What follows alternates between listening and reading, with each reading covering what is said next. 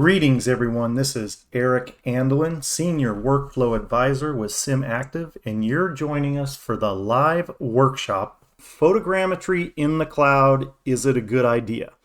And with me, I have my guest, Vivian Raiborde with SimActive. He's actually on the other side of the world, and as he'll mention, he has been named the cloud processing guru at SimActive. It's not his fault. But anyhow, Vivian, say hi to everybody. Hi, everyone. Perfect. I'm really excited to be here to talk about cloud computing. Yes. Yeah, exactly. So for our audience, Vivian and I converse back and forth via Slack and so forth in meetings, but we've never really met in person, I don't think, until I get myself not yet. until I get myself over to Europe for a conference. It may take a while, but Vivian's been with the company actually a bit longer than I have. Vivian, why don't you introduce yourself and tell everybody what your role is with SimActive? So yes, I'm Vivian Raiborde. Thanks, Eric. Very happy to be here. I'm the Senior Sales Advisor at SimActive. I've been working with SimActive for about 5 years now, maybe a little more.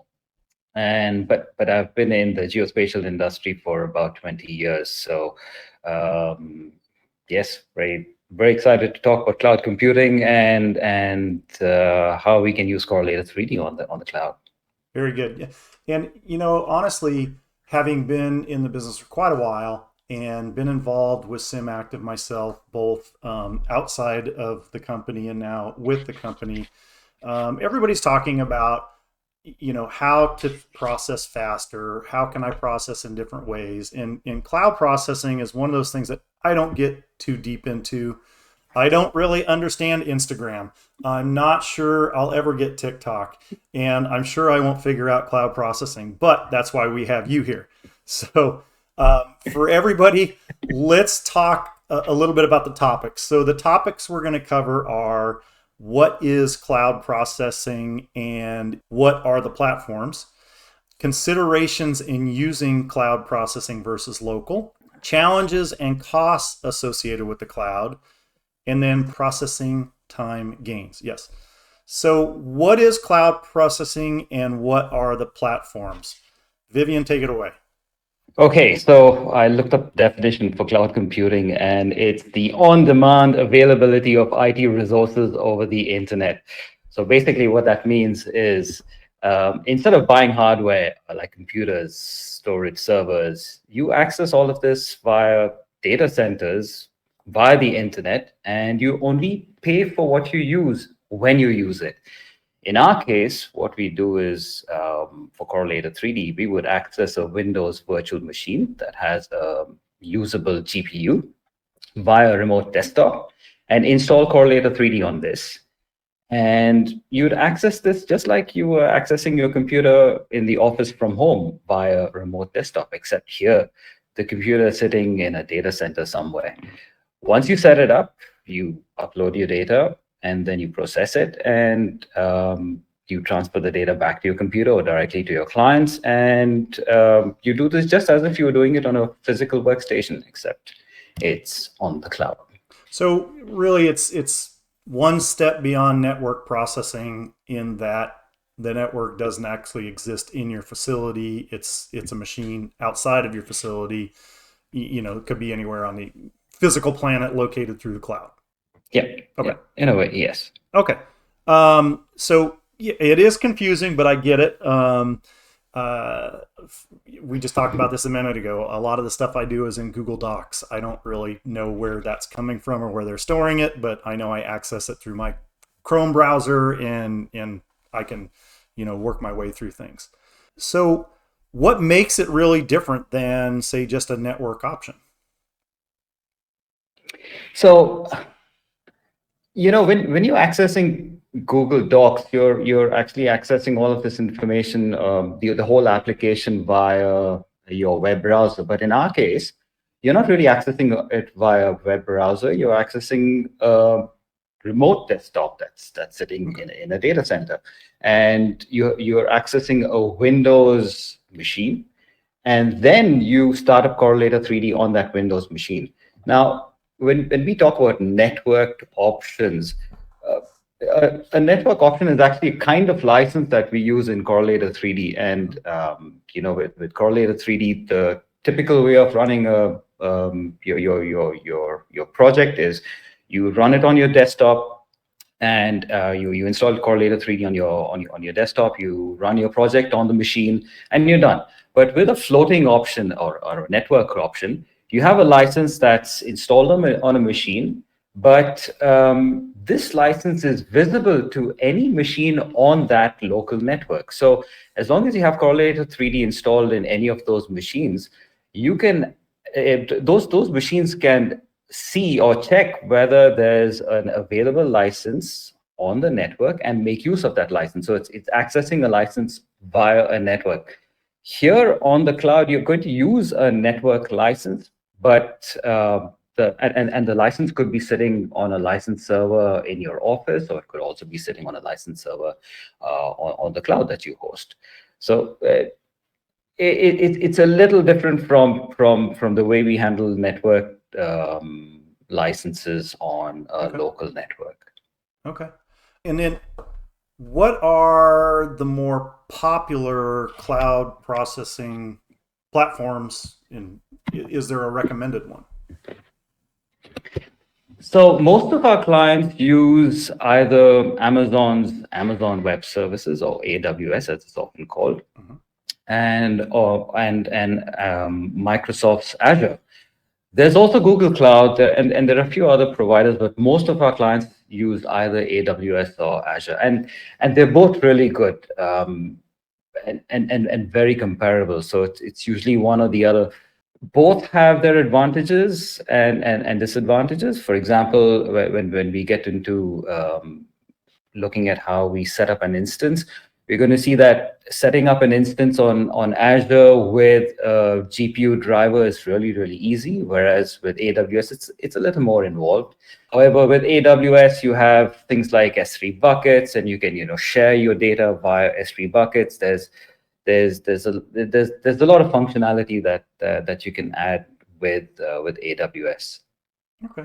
That's cool. Usually one or the other that you're going to choose. Yeah.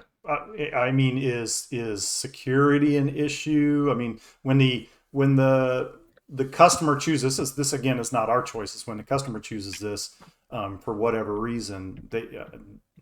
I mean, I'm sure they go through criteria on there and to say this works for us because of these reasons, and maybe one,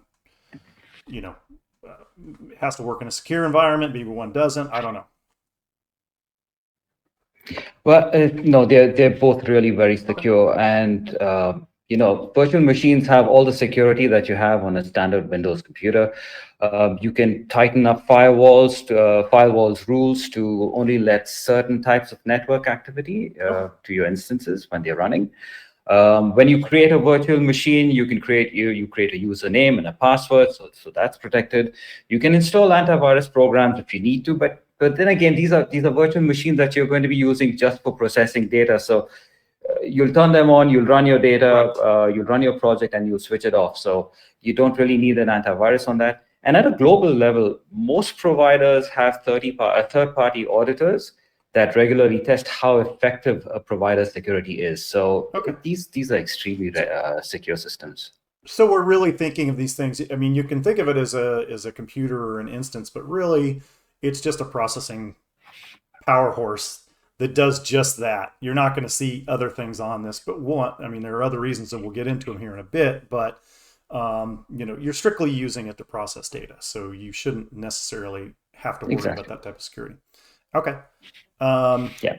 What are the considerations in using a cloud processing solution versus a local solution? Let's look at it in terms of advantages to start with. There's no capital expense when you choose a cloud computing setup. If you need access to powerful, scalable hardware, or if you need access to this hardware for sporadic periods, that's when cloud computing is a really good option. For example, if you're starting up in photogrammetry and you've just bought a drone and you've won a project and you don't really want to block a substantial amount of your funds into buying expensive hardware that you may need just for that project, and you have a really quick short turnaround time. This is an excellent case for cloud computing, because you choose the instance that you want, you set up the storage space that you need, install Correlator 3D, run your project, transfer the data onto your small little PC at home or directly to your client, and then switch off everything or kill the instance, and you don't pay for anything anymore beyond that period. So that's one advantage of Correlator, of cloud computing. The other thing is that it's instantly available. You have a project now, and you're doing your calculations, and you realize that I need a few terabytes of storage space, or I need more computers to run this, because I'm planning on running this via distributed processing mode. In that case, you may not have the hardware with you, you may not have the storage space with you, you may not have a physical location where you can put all of these computers. You may be on the move.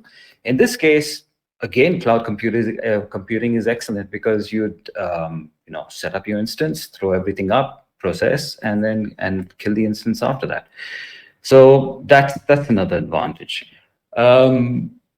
Things like there are places where you're going to have power fluctuations, and especially in some countries where stable electricity is a challenge, or you're on field and you may have access to internet, but your electricity situation is not very good. In this case, upload the data to the cloud. You know that your instance on the cloud is going to have stable electricity. You're not going to have power fluctuations, and your project's going to process smoothly.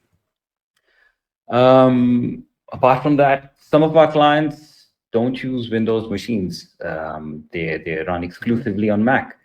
But they love the advantages that Correlator 3D provides, and Correlator 3D works only on Windows.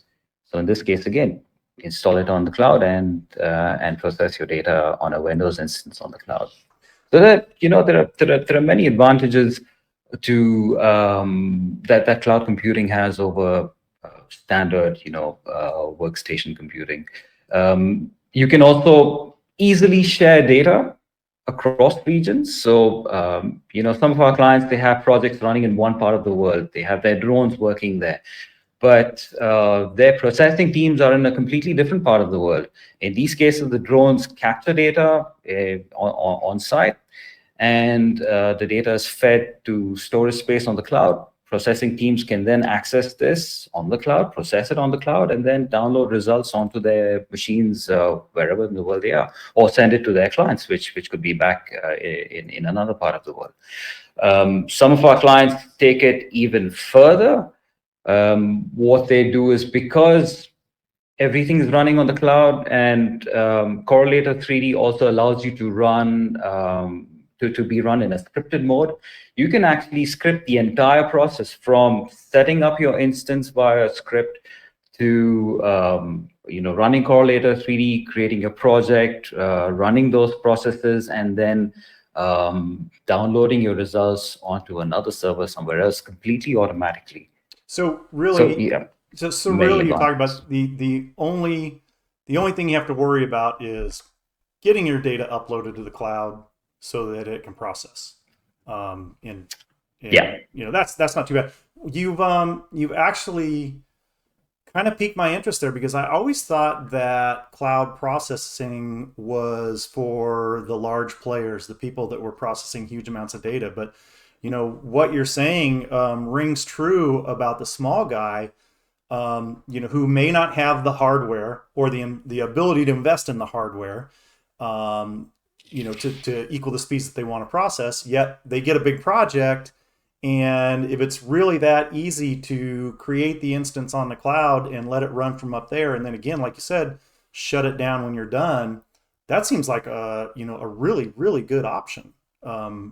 Even for the small data processor. So now let's talk about the challenges and costs associated with the cloud. What are those? The first hurdle is to figure out how to create a virtual machine. There's there's a lot of variables in here. You need to know what kind of instance is going to work for you. With Microsoft, we generally use the NV series. With AWS, you use the G5 series in general. But yeah, you do need to know how which instance you're going to use. You need to know how to install your drivers. Some of these can be a little challenging. For example, with some providers, you need to drop into PowerShell to actually download the drivers from the provider directly and then install it. So that takes a bit of getting used to in the beginning.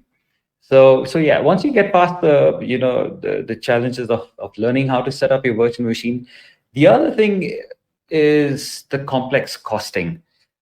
There are again many variables, instance sizes, storage spaces, the storage that's provided with some instances come without storage spaces.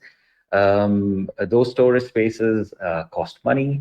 You may need to add more storage. There's also bandwidth costs associated with not transferring data into the virtual machine, but transferring data out of the virtual machine. And all of that can eat into your budget.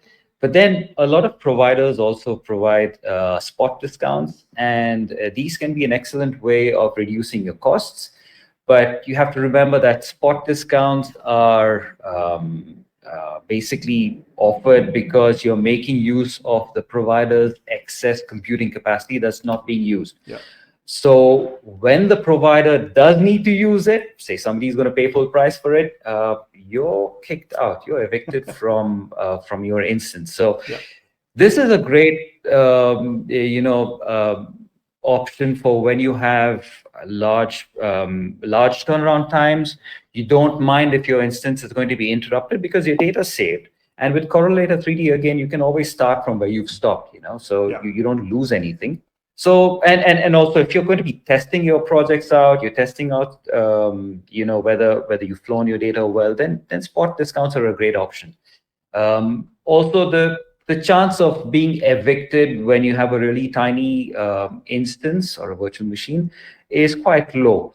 But if you're going to be using something like 36 CPUs to process a large project really fast, then going with a spot option can be a little, dangerous. Mm-hmm. So yeah, there's complex costing involved, and getting your head around how much it's going to cost you to actually run your project. That takes some getting used to.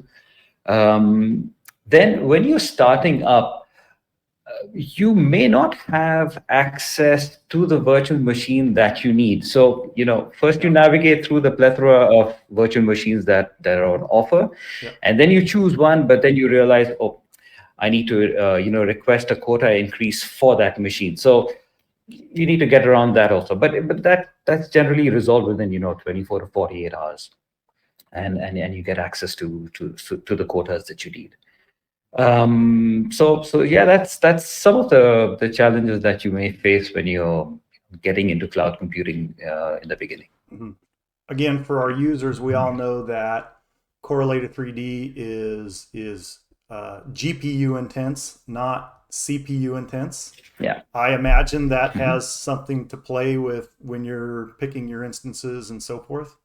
Exactly. So not all instances are going to work. You need to have a GPU enabled instance, and not all GPU enabled instances are going to work either.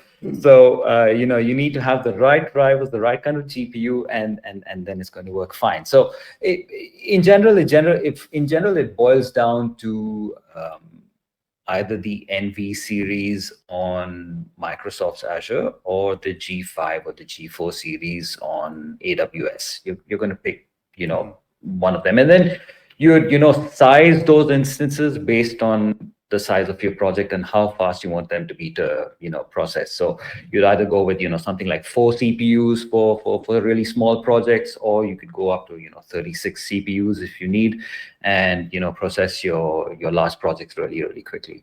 Okay. So again, that leads to the next question, which is what do we expect for processing time gains? Is it better than a local instance or a network instance? What are the challenges when we're trying to understand our time gains. Yeah. So are we going to gain time in processing on the cloud? Most likely, yes. But that is if you haven't already invested in a really powerful workstation recently in the office. Yeah. We're going to see a graph in a little while that shows you the kind of time processing time that you can see on various types of instances and how it compares to a really good computer in front of you. Yes. But yeah, if you don't have a really state-of-the-art workstation, or if you've got a really small computer and with a weak GPU, then yes, cloud computing is going to be fantastic. You're going to get phenomenal time gains in your projects. Again, it also depends on the bandwidth available to you, because you need to upload all of your data. Yeah. Consider this. A couple of thousand images, a stable internet connection, uploading and downloading is not really significant. Yeah. But if you have a small internet connection and you have a few 100,000 images at 42 megapixels, yeah, it's a completely different story. See, if you have, say, 10,000 images at 42 megapixels, you have to upload up around 150 gigabytes for your raw imagery. You process this without compression, you're going to get something in the range of 2 to 2.2 terabytes of uncompressed raw orthos and DSMs and DTMs. Now, downloading all of that onto your computer with a small connection is going to chew into the time that you gained with your high processing instance. So yeah, you need to weigh those options. But if you have a decent connection, you upload your 10,000 images, you process this, and you've got this really huge data set that you've got now, results. And now you're going to transfer it directly to a client. In this case, both Azure and AWS, they have high bandwidth speeds. You can transfer this directly to a client, maybe put it on a Google Drive, you could put it on WeTransfer, or, if you want to get a little more involved, you can actually store it in an S3 bucket that's from AWS, and provide these files directly to your client via that S3 bucket. So, everything's contained there. Yeah. Okay. So again, it goes back to the backbone in your decision making and setting up the instance. Those are all things to consider, especially as your projects get bigger, because again, like you said, 10,000 images, not such a big deal. 150,000 images, you're going to need to have some bandwidth to do that. Yep. So understood.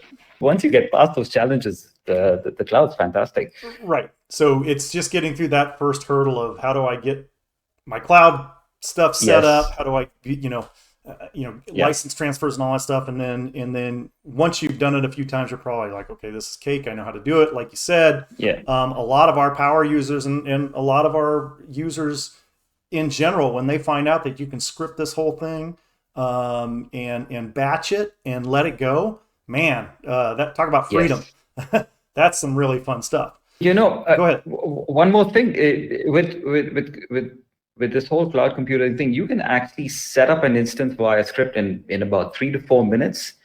And if you've already got an image of your correlated 3D installation and all your parameters all set up, 3 to 5 minutes, maybe 10 minutes, you're up and running and you can be processing your data. So, once you've done this a few times and you've, automated it through a script, it's really, really simple. Yeah.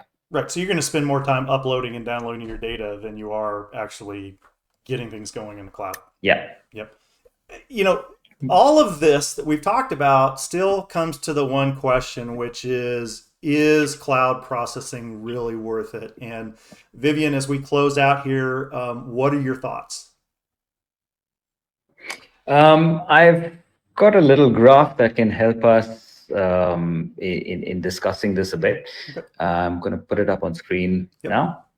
So if you have sporadic projects or you don't want to make a sizable expenditure on hardware immediately, then yes, the cloud is an excellent option. It's extremely flexible, and if used right, it can be very economical. Transferring results to clients or archiving them at really low costs are all a breeze when you're doing it with cloud processing. But if you've got a lot of projects, if you've got large data sets to process and you do this all the time, then the price of a well-designed workstation can be recovered in, I'd say, about 100,000, maybe 200,000 images. Okay. When you compare it to the price of a relatively high-end virtual machine. If you look at the graph, you see, the first two bars talk about, speeds of a laptop and a really good workstation. A workstation of that size, you'd spend maybe $2,000, depending on where you are, maybe $3,000. And if you take, a really good sized virtual machine, you'd process 1,000 images for just under about $30. Wow. So in other words, 100,000 images and you've recovered the price of your workstation already. So large projects, maybe, spending that extra money and getting a really good workstation in your office is a good idea. The other thing that you see in this graph is choosing a cheap virtual machine or an instance is not necessarily going to save you money, because storage space attached to virtual machines are expensive, and depending on the size and the type of SSD that you choose. If you look at the graph with the NV4AS-V4 instance, you'll see that it's a very low-cost virtual machine, but processing takes 8 hours for 1,000 images at 42 megapixels. Mhm. And you need to provision storage for that period. And then you're going to, transfer data out of that instance onto a desktop or somewhere else, and that's going to cost money as well.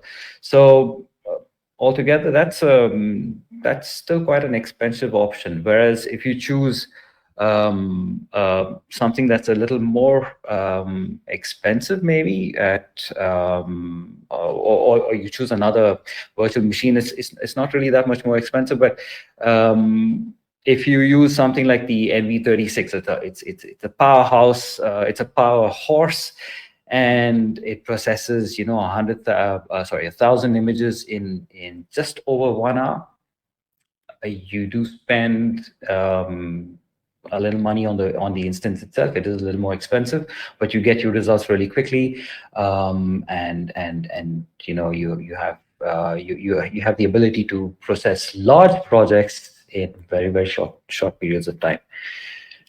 Well, that's, again, to me, you take away quite a bit of the scariness of working in the cloud, which is fantastic. And let's not forget our developers in the background, Louis and the team, who have written correlated 3D so that it works as robustly as possible in any environment.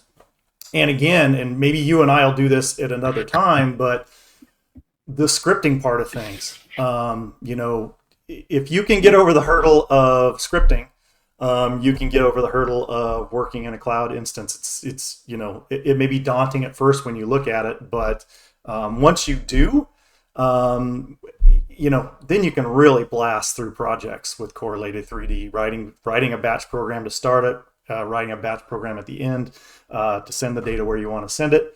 Fantastic. That's a great way to go about processing quickly.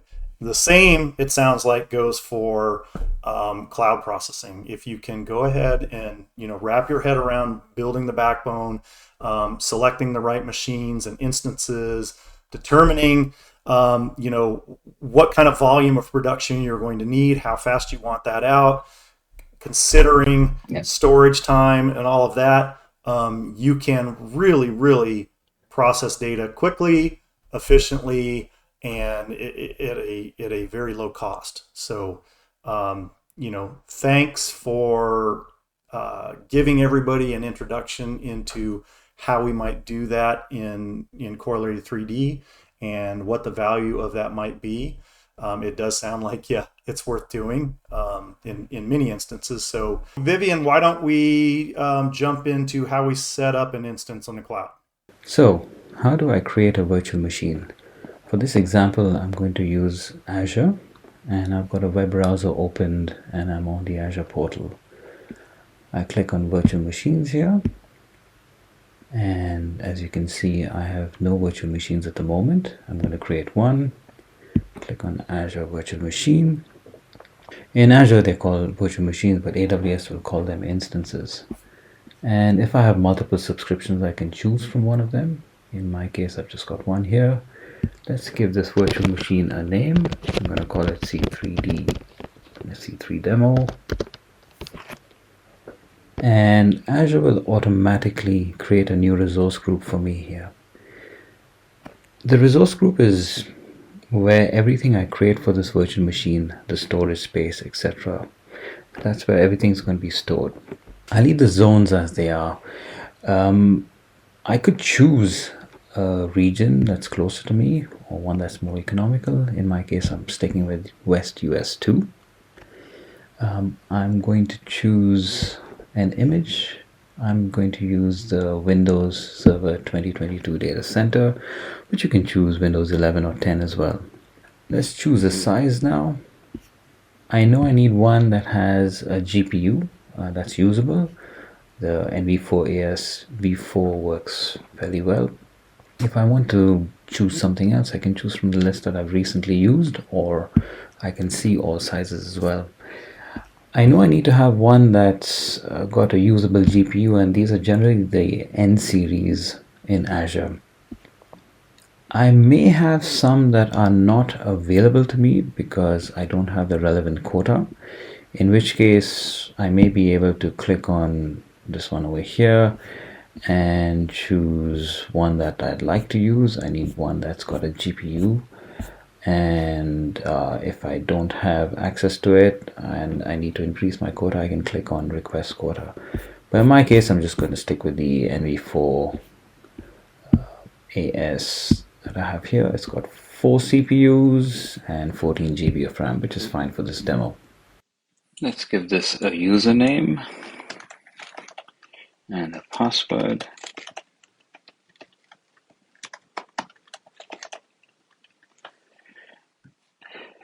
Now, I could choose to use as a spot discount. Remember, a spot discount is basically a heavily discounted price that Azure or AWS will offer, and it allows you to make use of their excess capacity. But as the excess capacity disappears, your virtual machine will be stopped. So this works well when you're testing a project out, or if you have long turnaround times and a small project, and you don't mind that your project stops in the middle. Because remember, with Correlator 3D, even if project stops in the middle, you can always restart the project from where you left off. So in my case, since I'm using a small instance, I don't run the risk of being evicted. But when you're using something like 36 CPUs or higher, then yes, there is a potential for eviction. So I'm going to stick with spot discount here. And for the inbound port rules, I want to make sure that port 3389 is open so that I can connect to my virtual machine via remote desktop. And I'm going to click on the next button, which will take me to the disk configuration. I'm going to leave everything as it is for my image default, which is 127 gigabytes. If I want, I can create a new disk here, or later on, once the virtual machine is up and running, I can always create a disk and add it to this virtual machine. Remember, larger disks cost more money. So you want to size your disk according to your project. Also, it's important to be to keep in mind that when you switch your machine off, you may not incur computing costs, but you will continue to be charged for the storage space that you've reserved for your virtual machine. All right, I'm going to leave this as it is. I don't need to go into the networking. let's just click here, and I'm going to leave everything as it is. You can, of course, set up a more complex networking interface, but I'm going to leave everything as it is for this demo. I'm going to jump directly into advanced, and here I'm going to choose an AMD GPU. I know that this virtual machine uses AMD GPUs, so I'm going to use the driver for that. And Azure is really nice this way because it makes it very simple for you to choose the relevant GPU and install it via an extension. I just click the AMD GPU extension, click on next, and it's going to review, and I say create, and it will install the GPU extension driver as soon as the virtual machine is up and running. Let's just jump into review and create, and if all's well, Azure's validations are passed, and I can then click on create. As you can see, the price is quite a discounted one because I'm using spot discounts. Click on create, and this is going to take a few moments to run. Azure is going to create the virtual machine here. It's going to create your network interface and also set up the OS hard disk. If you selected any additional hard disks, SSDs, it's going to add them to your virtual machine. And in our case, it's also going to install the AMD GPU driver extension that we selected.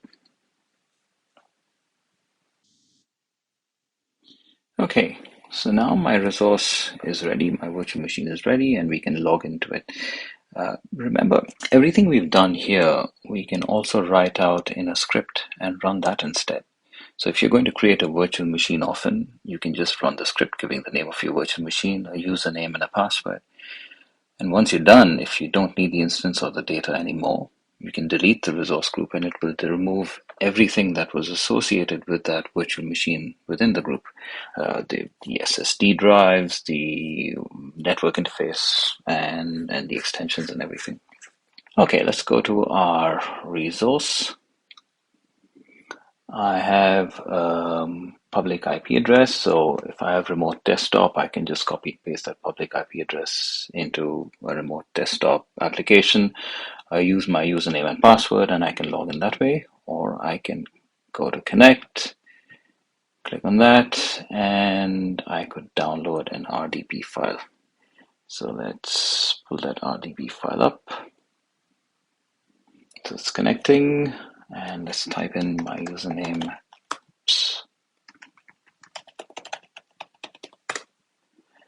And click continue. It should load up our virtual machine with the GPU driver extension already installed. Let's check if that's the case. Let's right click on this, go to device manager, display drivers, and yes, we have the Radeon Instinct MI25 installed. So now I can go ahead and install Correlator 3D, add hard disks, process my data, and then once I'm done, I can delete the instance after transferring the data to a storage device, Google Drive, WeTransfer, or downloading it onto my computer. So there you go. So in addition to the demo for setting up an instance, you also have one on how to run distributed processing in the cloud. How about we pop into that one too? I'm going to start up two instances I've created on AWS through a script. I can start them up via the web page that AWS provides, just like with Azure. But here I'm starting them with a one-line command on the terminal. So AWS EC2 start instances. And then I give the instance ID. Just going to copy and paste that here.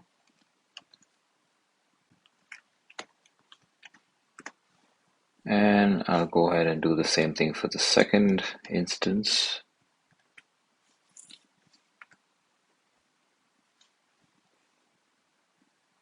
And this will take about a minute or so, and I can then log into my instances via remote desktop, just like we did with the Azure virtual machines.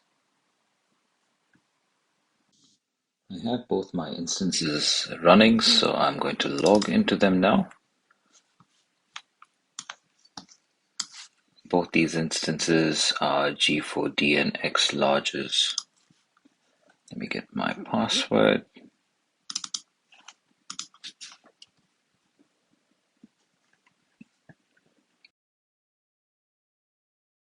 That's one machine coming up. And the second one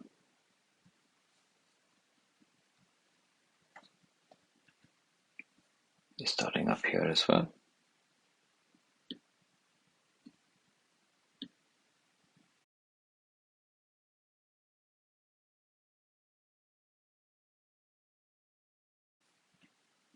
So the G4DNX larges are 4 CPU machines with 16 gigabytes of RAM and a T4 GPU from NVIDIA.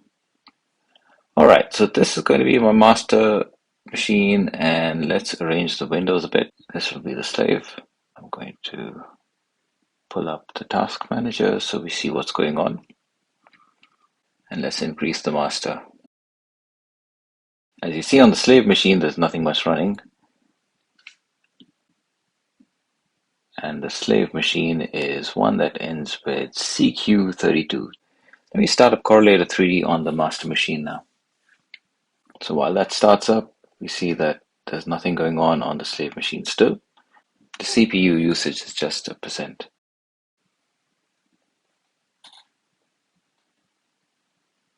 All right, so I have Correlator 3D running on the master machine. Nothing's going on the slave machine. And I'm going to open up a project that I created a short while ago. This is 1,000 images at 42 megapixels an image. If I click on the stations option here, I can add my machine, my second machine here. I can see the IP address there. So let me just type that in here.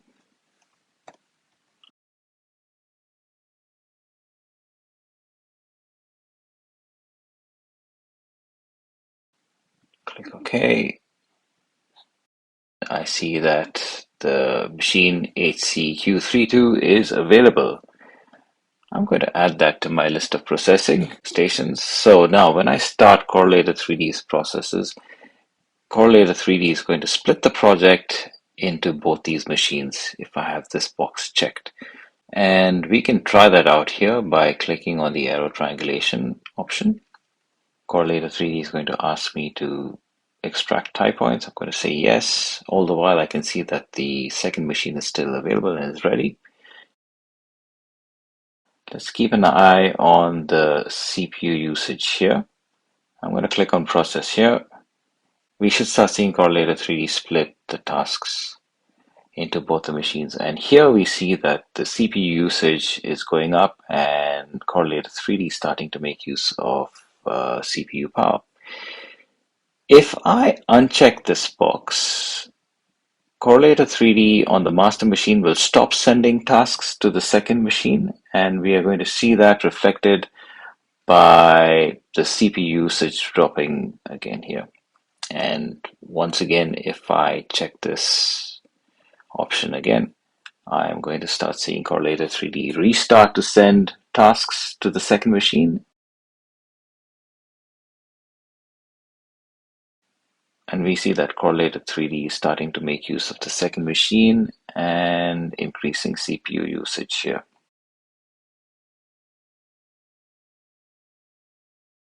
So that's distributed processing on the cloud. Okay, I'd like to thank Vivian and those of you who joined us for this live workshop. If you had a question, we will respond to it as soon as possible. Also, a reminder, this workshop, our webinars, our tutorials, and our podcasts can all be found on our website, simactive.com, under the Learning tab. Until next time, thanks for joining us.